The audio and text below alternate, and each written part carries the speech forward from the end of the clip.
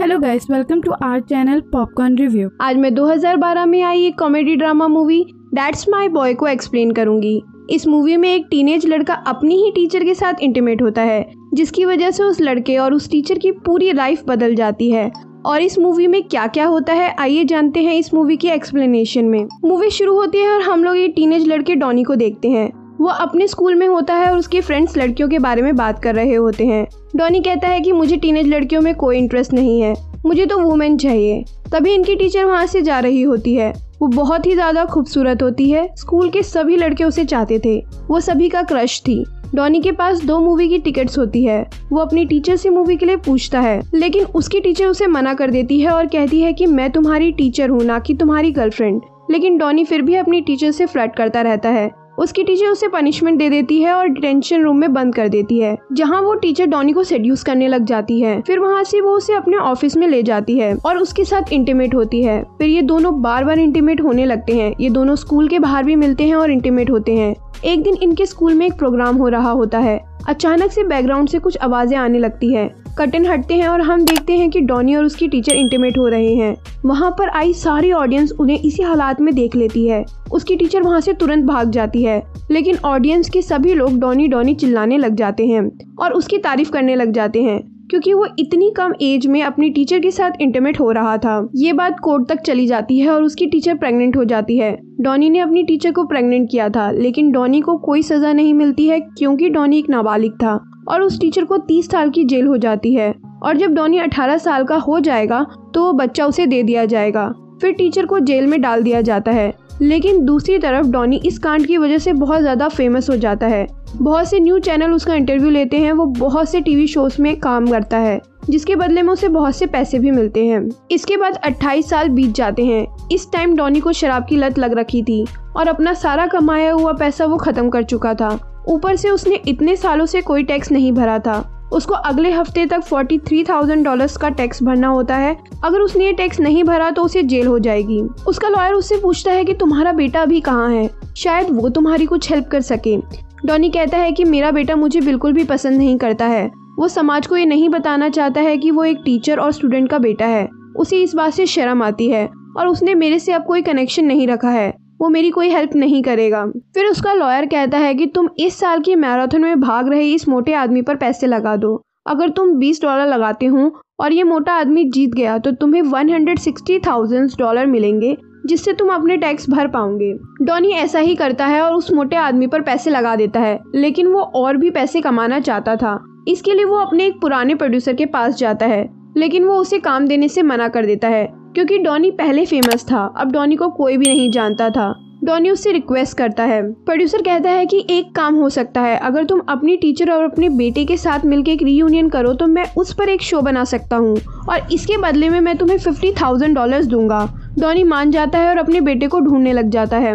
वो एक क्लब में बैठा होता है, जहाँ पर वो एक मैगजीन में अपने बेटे की फोटो देखता है। उसने अपना नाम बदलकर टॉड रख लिया था और सबको ये कहा था कि मेरे पेरेंट्स एक बॉम्ब धमाके में मर गए थे। उसके अगले हफ्ते एक जेमी नाम की लड़की से शादी होने वाली है। इनकी वेडिंग टॉड के बॉस के घर पर होगी। डॉनी वहाँ चुपचाप चला जाता है। जब टॉड डॉनी को देखता है तो वो बहुत ही ज्यादा घबरा जाता है। वो किसी को ये नहीं बताता कि डॉनी उसके रियल डैड हैं। वो कहता है कि डॉनी मेरा एक पुराना दोस्त है। टॉड डॉनी के आने पर बहुत ही ज्यादा गुस्सा हो जाता है। वो डॉनी को उसी वक्त जाने के लिए बोल देता है, लेकिन डॉनी नहीं जाता है और कहता है कि तुम्हें अपनी मॉम से मिलने जेल में जाना चाहिए। जेल में जाने के बाद वो बीमार है, लेकिन टॉड मना कर देता है। वो कहता है कि मुझे तुम लोगों से कोई कनेक्शन नहीं रखना है। डॉनी टीवी शो के बारे में किसी को नहीं बताता है और सबके साथ मस्ती करने लगता है। स्टार्टिंग में तो डॉनी सबको अजीब लग रहा था, लेकिन धीरे धीरे सब उसको पसंद करने लग जाते हैं और वो सबके साथ काफी एंजॉय करता है। लेकिन टॉड को ये बिल्कुल भी नहीं पसंद था। टॉड इसलिए बैचलर पार्टी में चला जाता है। डॉनी भी वहाँ जाता है। डॉनी को वो पार्टी बिल्कुल भी पसंद नहीं आ रही होती है, इसलिए वो सबको अपनी पसंद के क्लब में ले जाता है। वहाँ पर सभी लोग बहुत ही ज्यादा एंजॉय करते हैं, जिसके बाद टॉड और डॉनी का रिलेशन ठीक ठाक हो जाता है। टॉड डॉनी को माफ कर देता है और अपनी मॉम को देखने जाने के लिए भी मान जाता है, लेकिन डॉनी इसके लिए उसे मना करने लगता है, क्योंकि अगर टॉड अपनी मॉम से मिलने जेल गया तो वो टीवी प्रोड्यूसर भी वहाँ पहुँच जाएगा और टॉड को यही लगेगा कि डॉनी ने ये सब पैसों के लिए किया है। इतनी मुश्किलों के बाद इनके बीच का रिलेशन ठीक हुआ था। डॉनी इसे खराब नहीं करना चाहता था, लेकिन डॉनी के मना करने के बाद भी टॉड अपनी मॉम से मिलने जेल जाता है। जब डॉनी को ये बात पता चलती है तो वो भी वहाँ चला जाता है। जब ये तीनों बात कर रहे होते हैं तब प्रोड्यूसर अपनी टीम के साथ आ जाता है। तब टॉड समझ जाता है कि डॉनी ने ये सब उस टीवी शो के लिए किया था।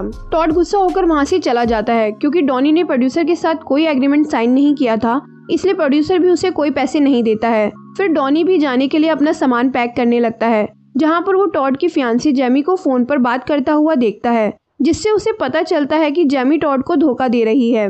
उसका टॉड के बॉस के साथ अफेयर चल रहा है। डॉनी ये बात टॉड को बताता है तो जेमी कहती है कि मैं तो तुम्हें वेडिंग प्लानर के साथ मिलकर सरप्राइज देना चाहती थी। टॉड जेमी की बातों पर विश्वास कर लेता है और डॉनी को वहाँ से जाने के लिए बोल देता है। डॉनी वहाँ से चला जाता है, लेकिन वो जेमी पर नजर रखता है। पार्टी के बाद जेमी एक होटल में जाती है और डॉनी उसका पीछा करता है, जहाँ पर जेमी और उसका भाई इंटीमेट हो रहे होते हैं। डॉनी ये देखकर शॉक हो जाता है। जेमी कहती है कि मैं और मेरा भाई कभी कभी इंटीमेट होते हैं, लेकिन हमारे पेरेंट्स को इसके बारे में नहीं पता। जेमी कहती है कि टॉड को भी प्रमोशन इसकी वजह से मिला था क्योंकि उसने टॉड के बॉस के साथ अफेयर रखा था। डॉनी कहता है कि मैं ये बात सबको बता दूंगा। जेमी उसे रोकने के लिए उसे $50,000 ऑफर करती है।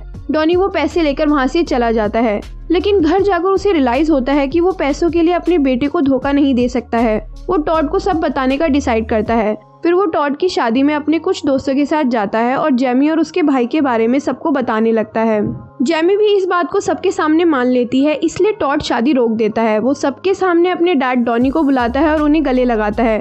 फिर ये लोग एक क्लब में जाते हैं। वहाँ टॉड कहता है कि मैं तुम्हारे सारे टैक्स भर दूंगा, लेकिन डॉनी मना कर देता है। तभी वहाँ डॉनी का लॉयर आता है और कहता है कि मैराथन चल रही है, इसलिए ये लोग टीवी पर मैराथन लगा देते हैं। वो मोटा आदमी जिस पर डॉनी ने पैसे लगाए होते हैं वो जीतने ही वाला होता है। सभी लोग जोर जोर से चीयर करने लग जाते हैं और वो मोटा आदमी जीत जाता है और डॉनी भी $160,000 जीत जाता है।